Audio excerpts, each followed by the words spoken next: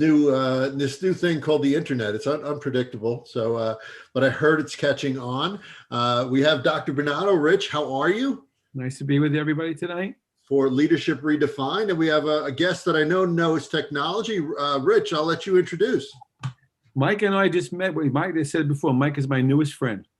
We kind of crossed internet paths. I guess it was late last week, Mike, and on a dialogue board on Facebook that was hosted by Dr. Randy. You can pronounce the name better than I can. Ziegenfuss, who's a former superintendent in Pennsylvania, has had and continues to have, I believe, a very popular podcast about educational leadership. As a matter of fact, where I did a thing about my book a couple of years ago. And Randy and I just sort of hit it off. We were talking the same language about vision, about planning.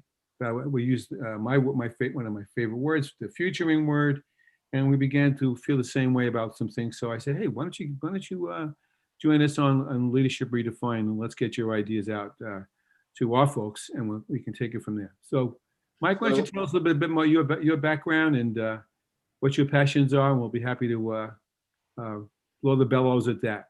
And I think Rich meant to say Mike, and you hit it off. You mentioned Randy, but I think you're Mike. So Mike, yeah, a little bit about yourself, and I know we speak the same language in a lot of ways about yourself, and you know your leadership style, and that we'll talk about the futuring word. I'm sure at some point, right, Rich? Yeah, count on it. Sure. So thanks for having me.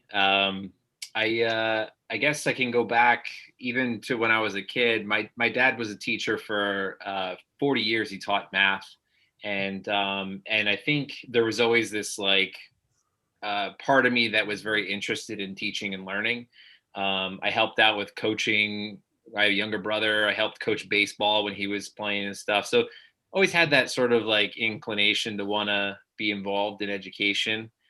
And that eventually did lead to me going into education. But I think it's also, and this is the first I've thought of this, but it's worth noting though too, that prior to going into education, I was training and had applied to a number of schools to go into engineering.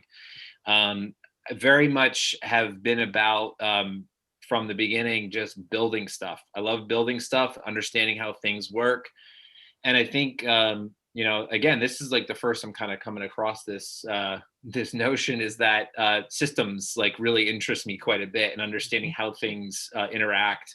And so fast forward, get an education, start teaching middle school, 7th grade, which was super exciting. Experimented a lot, had a very supportive leadership team there that allowed me to do a lot of different things. Dip my toes into the digital world in piloting some iPads for our district. So kind of jumped on the Google bandwagon pretty early, and knowing that was going to be a pivotal tool for my kids, and being able to digitize a lot of things, open up my classroom walls to a large extent, and experimented with different types of collaboration, project-based learning. I did some problem-based learning. I experimented with gamification, tying principles into game principles into. Huge fan of James Paul G. Was kind of the guy who kind of got me onto it. Yeah. So, and then had a really cool, ran an end of the world kind of experiment at the end of every year where kids had to plan out of a zombie apocalypse. So had a lot of fun with that. And then that parlayed eventually into my first job working in technology in the school district. I also ran an online program, our cyber program. At the time I was in the classroom, so I kind of had different hats on. And from there went into some coaching roles in technology, and have from there stepped into a more central role, basically overseeing the education side of the house with regard to technology. So, and that's where I am in terms of my professional career. But I think I've always seen myself as somewhat of a change agent. I've always been interested and very curious about how we can better prepare our youth for life after school. Learning doesn't stop, outside the four walls of the school, and that's always been sort of a thought that undergirds everything I do. And so trying to realize that it has been a big part of, I think, what I try to do on a day-to-day basis. And sometimes that's just helping a student figure out how to use this new tool, or a teacher to try a new instructional strategy. But at the end of the day, I'm very interested in how we can rework the system to work for our kids. How does just curious, Mike, and we have to say Dr. Peck now, right? I mean, this is when did that happen? Just really reveal that quickly. Yes, that was just this past December. I just completed my doctoral studies on leadership in the learner-centered paradigm, Which is awesome. And we spoke offline. You did that during the whole COVID thing with the responsibility of the educational side of technology. So that's a challenge, I'm sure, right? It was, yeah, certainly. So I'm curious, because I have, as you've seen, and people who listen know, I've deeply embedded in the educational technology piece, now leadership piece. I have my own thoughts on how the technology and innovation sort of are synergists in a lot of ways, right? I'd love to hear your thoughts. I know you tried the iPads. For me, Google, I'm I think number 600 something in the Google certified trainers. So I was right there at the beginning of all that. But how is there synergy in technology and sort of being creative, innovative, and sort of a thought leader in this space? And if so, what is the alignment in your mind? Yeah, I think we have to be careful. There's definitely a connection between technology and innovation. Technology enables us to break the barriers of time and space, where once a student had to be in my classroom to get that material, whatever that might be. Not that they couldn't learn outside the classroom, but to get access to certain materials, they had to be in the classroom or in the school. However, technology has removed those barriers, and we've certainly seen that in the pandemic. We took the training wheels off what a lot of people were experimenting with, hybrid learning, which in our case, we're calling it, we have kids in the school and outside of school learning in the same class, blended learning, just total virtual learning in some cases. We took the training wheels off, and we've seen that just like not every kid is made for online learning, not every kid's made for learning in the classroom either. So I think what's really important from this situation is that we figure out what works and what doesn't, and take those best practices and apply them to future learning models. So but I think the part we have to be careful about is that we use technology in a way that enhances our ability to allow kids to access learning. And so we don't want to simply digitize it, which you see a lot of, I think.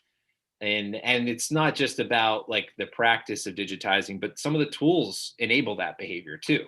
So there's definitely a connection, but I think the innovation and technology part is a double-edged sword, and we have to be very careful how we wield that. Yeah, and I'd love to, Rich, I want to hear from you as well. But we had Matt Rhodes, Dr. Rhodes, on as well, and he speaks the same language. I'd love to have sort of a roundtable with some of the folks. That's a good idea. Yeah. Moving forward, if you're up for it, Mike. Rich. I'm interested, and Mike, it's just funny because I really don't know how many folks with whom we've spoken to along the same lines, Mike. But it's funny when we hear the mini bio, I keep seeing the same themes jump out. Even for me, though, I really can't claim to be in yours or Al's league in terms of the technology piece, although I'm pretty comfortable with a lot of it. And I certainly share some of the same philosophies you have, I can tell you that. But it's funny, you say that how you began, well, first of all, with the systems issue, which is a big word for us as well. But then you got into the point that somehow or another, I'm putting words in your mouth, Mike, and spit them out if they're not necessarily accurate, that you were that as you began working in a middle school, I'm using a verb I like to use, and that would be, you were kind of nurtured by the culture of that place.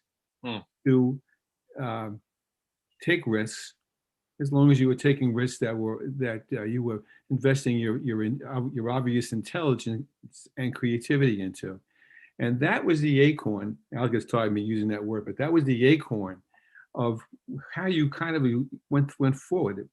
I mean, I think you hear project-based learning, I hear problem-based learning, I hear gamification. I'd like to talk to you some more about that. I have great interest in that personally. Hmm. And then we're talking about you moved over to coaching. Mhm. So you didn't jump from teacher over to assistant principal in XYZ middle school, Yeah. where you were chasing kids who threw pizza across the floor. You were Mhm. coaching teachers to help them be mini Mikes, so to speak, or their own version of Mike, with the skills that you Yeah. had. I'll stop there because I think you have something to say. I talk too Yeah. much. Go ahead. No, it's okay.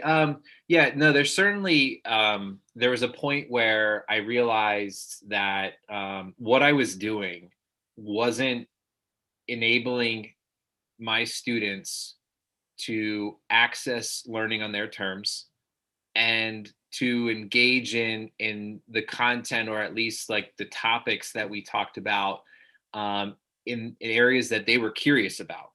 Like I started in a way that I was, feeding them PowerPoints and worksheets and blah blah blah. Like there was a point I realized like this isn't working for them. This isn't working for me. And there's got to be a better way to do this. And yeah, I had a lot of support. I spent a lot of time researching on my own because I was just very curious about this question, like how do I do this better? And yeah, I had a lot of support from my principal, my assistant principal, my director of curriculum at the time, and they were very supportive of what I wanted to do, because I put the work into understanding how it could improve things. Yeah. Yes, and so that began that either you had the DNA already within you, or somehow the DNA within you evolved Mhm. to take that premise, and now, as I understood the title of your dissertation and your research, to recognize that the kinds of leadership that we need, and another word I don't like to use because it's so overused, is to facilitate other teachers to, um, and I use this phrase way too often, to drink your Kool-Aid, to Mhm. make it their own Kool-Aid, in Yeah. order to enable students to be what they're more than able to be, regardless of what kind of teacher they have to some extent. Yeah. The one phrase I like to use, and it came through in my study, and that is create the space. Yeah. How do we create space? Because if I want you as a teacher to create space for your learners to access content in a different way, explore their curiosities, demonstrate their understanding through different means, I have to do the same for you as a leader.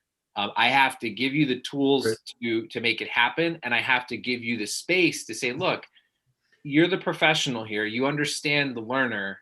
Use your knowledge of the learner, their curiosities, their personality. Use that to create the space for them to do the work. So I think as a leader, you're absolutely right. Like there's a manifestation the way I lead. My job, I feel like my job is to impartiality, empower teachers with the tools and technology and instructional practices, with the technology, to make the learning happen. I think innately, what I was mentioning before, I've talked to a lot of folks in the technology space, and you do get certain people that are more at the surface level. But I think the true technology folks, the educational technology folks on the educational side, instructional side, Yeah. innately have that go out, try, and innovate, right? And that's a gateway to a broader understanding, this collective understanding that we talk about, the collective mindset. And I Good think word. you, just by virtue of you going out and trying iPads now, and the realization that just trying them isn't enough, that they actually have to match with deep instructional models and instructional practices too, right? Just that piece alone, I think, and which came first, chicken or the egg, like Rich was saying, is it something that is not? And I think the people that are in this educational and technology space and passionate about it do have that kind of fire to explore, expand, and grow. I think both emotionally, professionally, because you almost have to, because with technology, you have to stay ahead of the curve, and you have to have an understanding of how it fits in instruction. You have to have a broad understanding as well as a very specific understanding, subject to subject and classroom to classroom too. Just thoughts on that, like as far as the technology piece being sort of this gateway, because I think it's in you and I think it's happened to you. Yeah, I think it is a gateway. And I think it's, it ties into very closely like my curiosities. Like I've always had an interest in technology, and we were talking beforehand about entertainment, like, and how that's so popular. I think, we're going to start seeing cross sections between all of these things, because technology is a huge enabler in a lot of ways, good or bad. And I think, though, that those who have an inclination to explore technology, they do have that ability to try something, and if it fails, bounce back, try something different. I think there is something that's innate there, and I think that might be curiosity. Basically, he has a roadmap of how you do that, and part of it is about exploring your curiosities and stacking them, and finding ways to tap into that potential that exists when you really dive into intrinsic motivation and achieve a state of flow. And that's, I think, for technology people, I'm at my best when I'm faced with problems and I'm spending time troubleshooting and trying to solve them, and hopefully figuring them out. That feedback that I get from figuring things out is super helpful. So yeah, I would definitely say that, and it may be a systems thing too. It is a systems thing for sure. Yeah.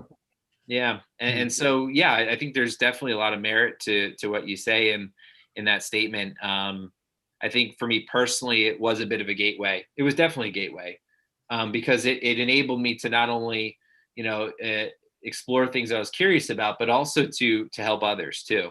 And that's something that's really important. Rich, I want to hear from you, but just to follow up before we move on, the coaching aspect. I was an instructional technology coach for a long time, and I know what that did for me. I'm curious how that's affected you, if it has, perspective, leadership wise. Like, how is your experience, or did your experience as a coach affect sort of who you are now?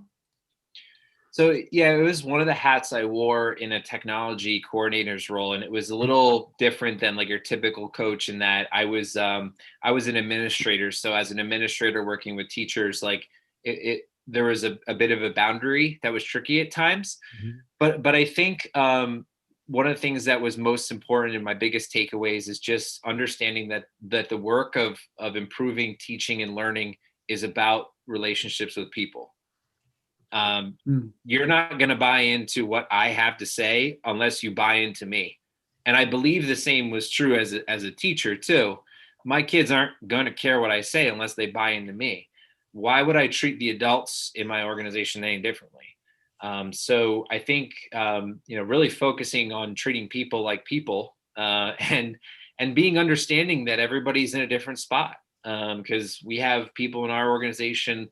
I had people who knew more about tools I was showing in a training than I knew, and people who had no clue how to turn the computer on. So you have to be empathetic, and you have to understand, people are coming from different places. And that's something I hope that I always hold on to. Empathy and understanding. It's a theme that comes up often. Relationships. We keep hearing that same. Yes. Funny how those words keep popping in. Yeah. Rich? This is not a fair question, Mike. And you're not being scored on it. Just kind of wait, Rich, he is being scored on it. Let's just be clear about that. I'm live. So I'm getting scored no matter what. We'll give you a grade right after. That's in the chat room. Offline. That's in the chat room.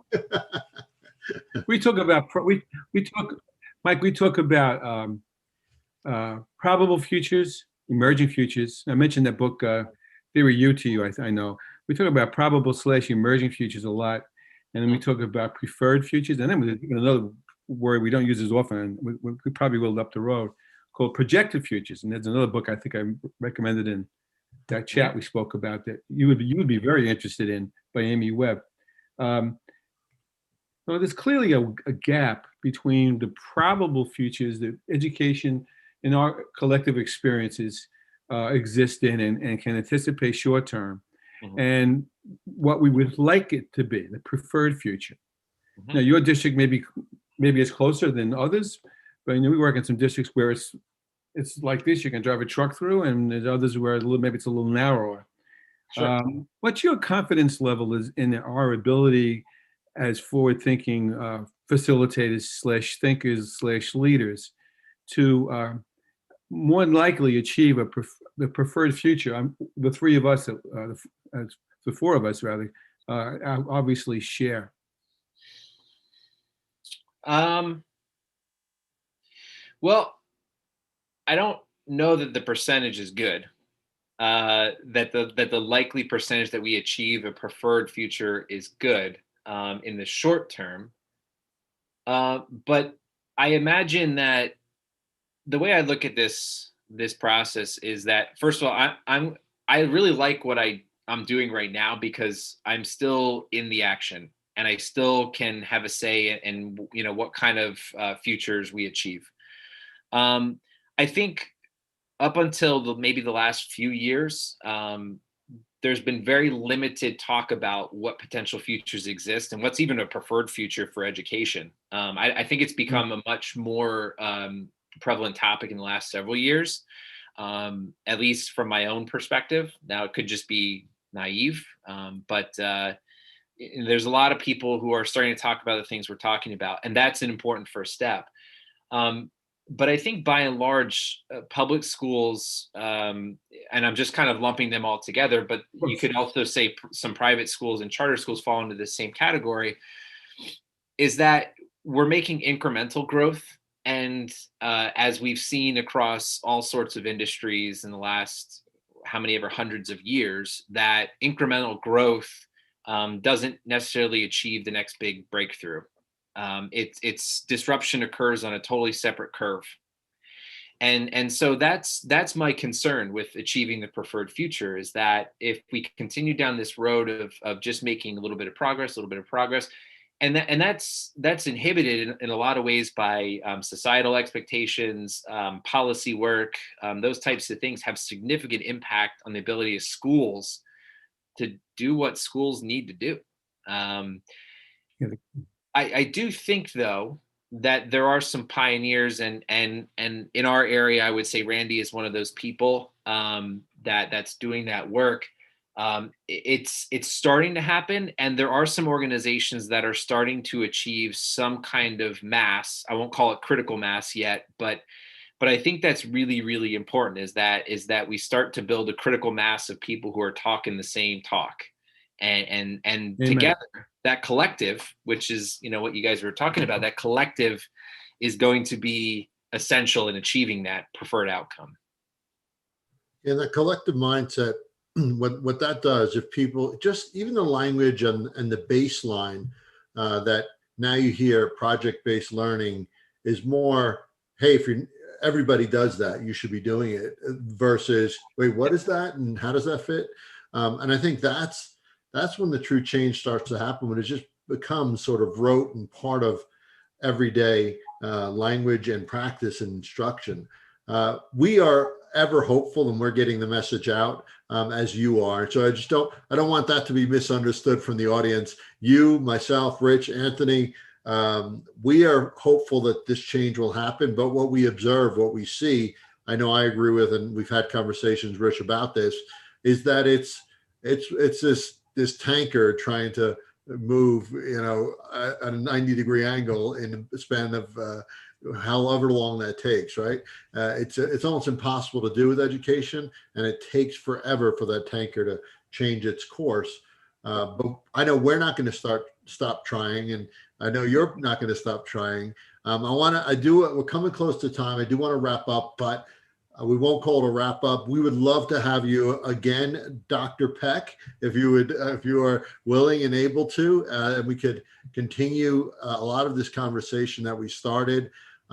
Really enjoyed the conversation, inspiring, insightful, and you get a wonderful head around this, thoughts around this. So I'd love to see you on here again. Rich, closing thoughts, and then Mike, I'll give you the final word.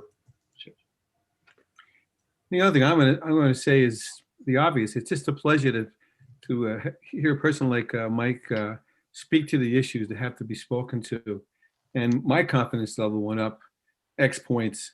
But just having heard what he had to say, and in addition to our little conversations we've had the past couple of days, Mike, because more folks like you hopefully will create that mass. But it's going to take a lot of persistence. Now I'll stop there, otherwise I'll stop pontificating again. So I appreciate that you were on.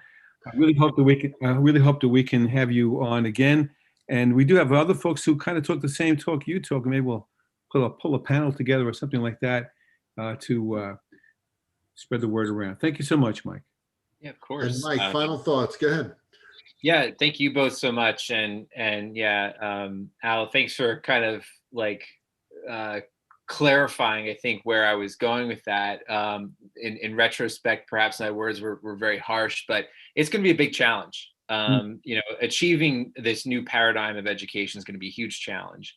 And there are people who are starting to tackle that task in schools, in the universities and higher ed, outside of that in social media worlds, like you guys. You know, there's a lot of people who are talking about this, and I think that's my impossible. That's my big impossible that I've really come to terms with. And there's a lot of work that has to be done, but I'm really looking forward to it. And I really want to thank you both for having me on to talk. And I'd be happy to come back again if you guys have me. We would absolutely love it. And we understand it's a big task, acknowledging what that task is and how challenging it is to get there does not, like you said, indicate that we are not hopeful and inspired that it can be done, right? So thank you again. Thank you, everyone.